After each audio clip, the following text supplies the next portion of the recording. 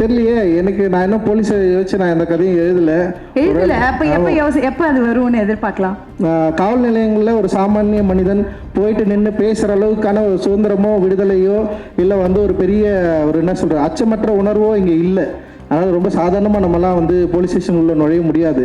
அப்படி ஒரு பெரிய இடைவெளி தான் உருவாக்கி வச்சுருக்காங்க.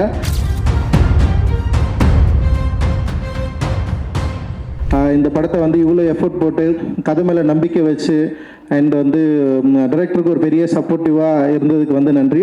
அண்ட் டைரக்டர் மற்றும் சினிமாட்டோகிராஃபர், எடிட்டர் இவங்க எல்லாருக்குமே என்னுடைய வாழ்த்துக்கள். ரொம்ப கன்வின்சிங்கான, ரொம்ப என்கேஜிங்கான ஒரு கிரைம் த்ரில்லராக கொடுத்துருக்காங்க. நிச்சயமாக இந்த படம் பெரிய வெற்றி அடையும் அப்படின்னு நான் நம்புகிறேன், வாழ்த்துறேன். மகிழ்ச்சி sir, that's really sweet of you. நிறைய பாயிண்ட்ஸ் அப்படியே பக்காவாக சொல்லியிருக்கீங்க. இப்போ வர அந்த அப்கமிங் டைரக்டர்ஸ், நிறைய புது புது டைரக்டர்ஸ் இருக்காங்க அண்ட் நிறைய சேலஞ்சஸும் ஃபேஸ் பண்ணிட்டு இருக்காங்க. அவங்களுக்குலாம் நீங்கள் என்ன சொல்ல விரும்புறீங்க சார்? எப்பவுமே நம்ம ட்ரெண்டை நோக்கி போகக்கூடாது அப்படின்னு தான் நினைப்பேன். இப்போ யூத் இப்போ என்னென்னா, இப்போ யங்ஸ்டர்ஸ்க்கு நிறைய லவ் படம் பிடிக்குதுன்னு சொல்லிட்டு இப்போ நிறைய கிட்டத்தட்ட இண்டஸ்ட்ரியில் ஒரு 50 லவ் படம் எடுத்துகிட்டு இருக்காங்கன்னு நான் நினைக்கிறேன். அப்போ எல்லா லவ் படமும் ஓடுமா அப்படின்னு தெரியல.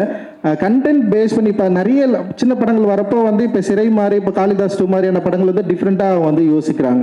ஸோ இப்படி இப்போ கனத்த காணம் கூட அப்படி தான் நான் நினைக்கிறேன். பிரபு சார் வந்திருக்காரு.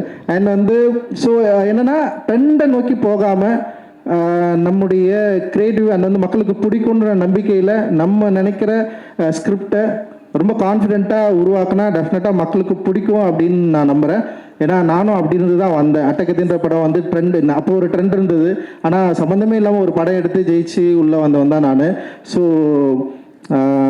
அவங்களுடைய கிரியேட்டிவ் பலத்தை ஸ்ட்ராங்காக நம்பினாங்களாவே போதும் அப்படின்னு நான் நினைக்கிறேன். Super sir, thank you so much. என்றைக்குமே போல்ட் அண்ட் ஃப்ராங்காக பேசக்கூடிய ஒரு டைரக்டர் நீங்கள். அண்ட் இந்த படத்தில் ஹீரோ போலீஸ். அண்ட் உங்கள் படத்தில் போலீஸ்க்கு என்றைக்குமே ஒரு முக்கியத்துவம் கொடுப்பீங்க இல்லையா? எப்பவுமே கொடுப்பீங்க. போலீஸ் ஓகே, போலீஸ் பெருசாக என் படத்தில் இல்லை. இருந்தாலும் போலீஸ் ரொம்ப முக்கியமானவங்க தான் தமிழ் சினிமாவில். உங்கள் இதில் அப்போ எப்போ எதிர்பார்க்கலாம் சார்? தெரியலையே எனக்கு. நான் இன்னும் போலீஸை யோசிச்சு நான் இந்த கதையும் எழுதலை. எப்போ அது வரும்னு எதிர்பார்க்கலாம்? வரும், ஆனால் கொஞ்சம் வந்தால் கொஞ்சம் பிரச்சனையாக இருக்கும். ஏன்னா பாதிக்கப்படுற மக்கள் பக்கத்தில் தான் நாங்கள் நிற்போம். ஸோ அதனால் டெஃபினட்டாக அந்த சைடில் இருந்து தான் பார்ப்போம். அந்த பெர்ஸ்பெக்டிவ் தான் இருக்கும் அப்படின்னு நான் நினைக்கிறேன்.